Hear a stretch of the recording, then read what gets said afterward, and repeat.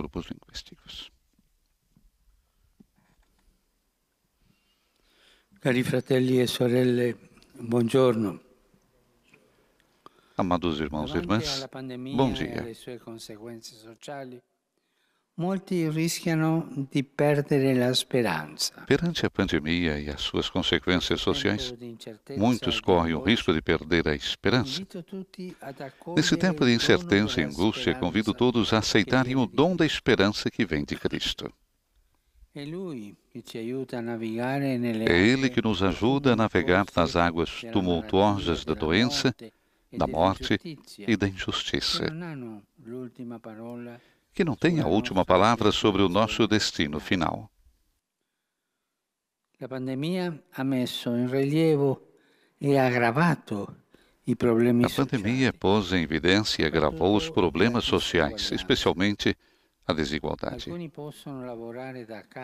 Alguns podem trabalhar de casa, enquanto para muitos outros isto é impossível. Algumas crianças, apesar das dificuldades, podem continuar a receber uma educação escolar, enquanto para muitas outras houve uma brusca interrupção. Algumas nações poderosas podem emitir moeda para enfrentar a emergência, enquanto para outras isso significaria hipotecar o futuro. Questi sintomi di disuguaglianza rivelano una malattia sociale. Estes sintomas de desigualdade revelam uma doença social.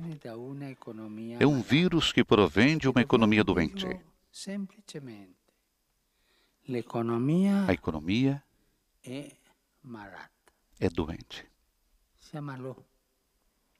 Está enferma.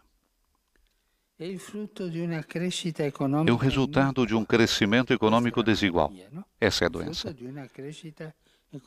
Fruto de um crescimento econômico desigual, que é independente dos valores humanos fundamentais. No mundo de hoje, muitas poucas pessoas ricas possuem mais do que o resto da humanidade. E repito isso. Por quê? Nos fará pensar.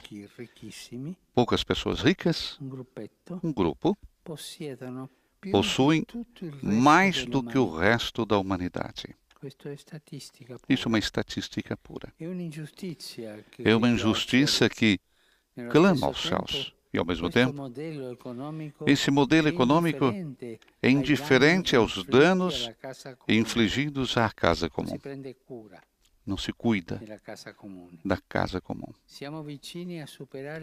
Estamos perto de superar muitos dos limites do nosso maravilhoso planeta, com consequências graves e irreversíveis, desde a perda da biodiversidade e alterações climáticas, ao aumento do nível dos mares e a destruição das florestas tropicais. A desigualdade social e a degradação ambiental andam de mãos dadas e têm a mesma raiz. A do pecado de querer possuir e dominar os irmãos e irmãs, de querer possuir e dominar a natureza e o próprio Deus. Mas esse não é o desígnio da criação. No princípio, Deus confiou a terra e os seus recursos à gestão comum da humanidade para que dela cuidasse. Deus pediu-nos que dominássemos a terra em seu nome, cultivando-a e cuidando dela como se fosse um jardim, o jardim de todos. Enquanto cultivar quer dizer lavrar, trabalhar, guardar, significa proteger e preservar. Mas cuidado para não interpretar isso como uma carta branca para fazer da terra aquilo que se quer. Não. Existe uma relação responsável de reciprocidade entre nós e a natureza. Uma relação de reciprocidade entre nós e a natureza. Recebemos da criação e damos por nossa vez. Cada comunidade pode tirar da bondade da terra o que precisa para a sua sobrevivência, mas tem o dever de a proteger. As duas partes. De fato, a terra precede-nos e foi-nos dada. Foi dada por Deus a toda a humanidade. E por isso é nosso dever assegurar que os seus frutos cheguem a todos, e não apenas a alguns. E esse é um elemento chave da nossa relação com os bens terrenos. Como recordaram os padres do Concílio Vaticano II, diziam eles: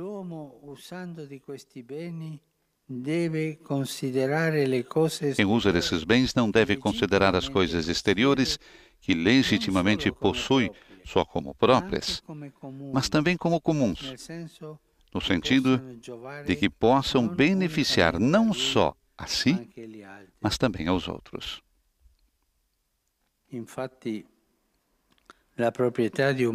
De fato, a propriedade de um bem faz do seu detentor um administrador da providência de Deus,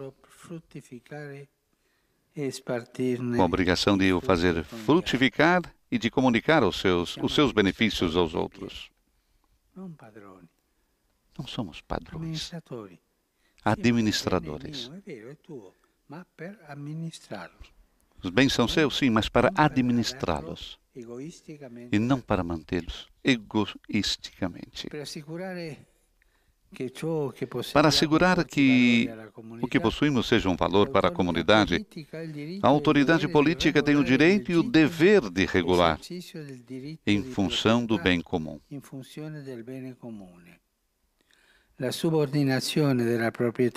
A subordinação da propriedade privada ao destino universal dos bens é uma regra de ouro do comportamento social e o primeiro princípio de toda a ordem ético-social.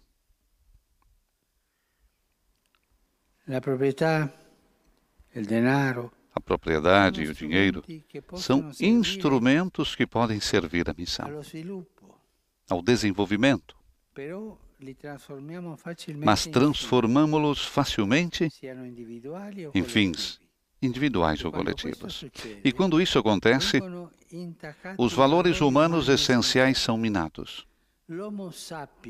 O Homo sapiens deforma e torna-se uma espécie de Homo economicus, um sentido menor. Uma espécie de homem individualista, calculista e dominador. Esquecemos que, sendo criados à imagem e semelhança de Deus, somos seres sociais, criativos e solidários, com uma imensa capacidade de amar. Nos esquecemos frequentemente disso.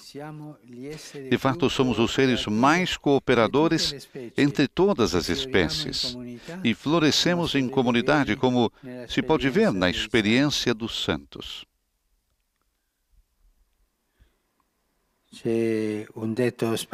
Um ditado espanhol que me inspirou essa frase.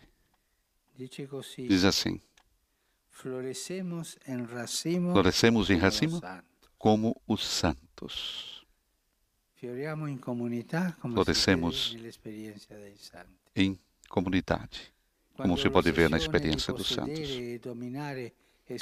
Quando a obsessão de possuir e dominar exclui milhões de pessoas dos bens primários, quando a desigualdade econômica e tecnológica é tal que rasga o tecido social, e quando a dependência do progresso material ilimitado ameaça a casa comum, então não podemos ficar de braços cruzados a assistir.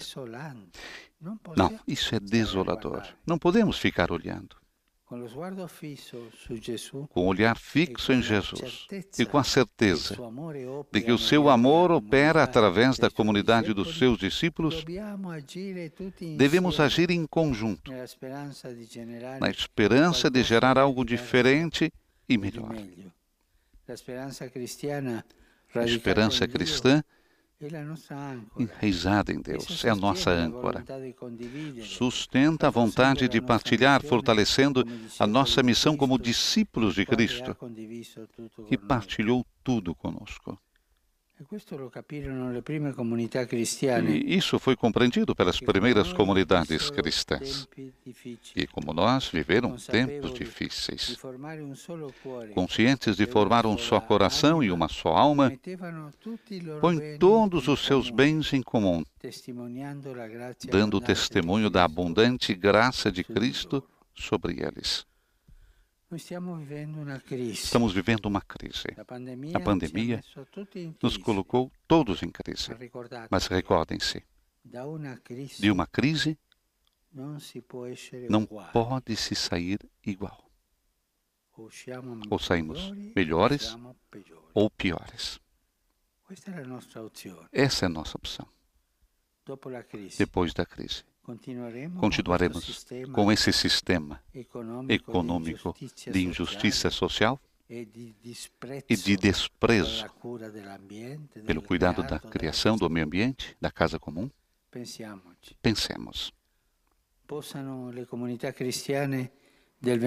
Que as comunidades cristãs do século XXI recuperem esta realidade. A cura da criação, a justiça social. Vão juntas, dando assim testemunho da ressurreição do Senhor. Se cuidarmos dos bens que o Criador nos concede, se partilharmos o que possuímos, para que ninguém sinta sua falta, então, de fato, podemos inspirar a esperança e regenerar um mundo mais saudável e mais justo. E para terminar, pensemos nas crianças. Daí essas estatísticas. Quantas crianças hoje morrem de fome? Por não uma boa distribuição. Por um sistema econômico, como eu disse antes. E quantas crianças hoje não têm o direito à escola, pelo mesmo motivo. Que seja essa imagem das crianças necessitadas por fome e por falta de educação, que nos ajude a entender que depois desta crise devemos sair melhores. Muito obrigado.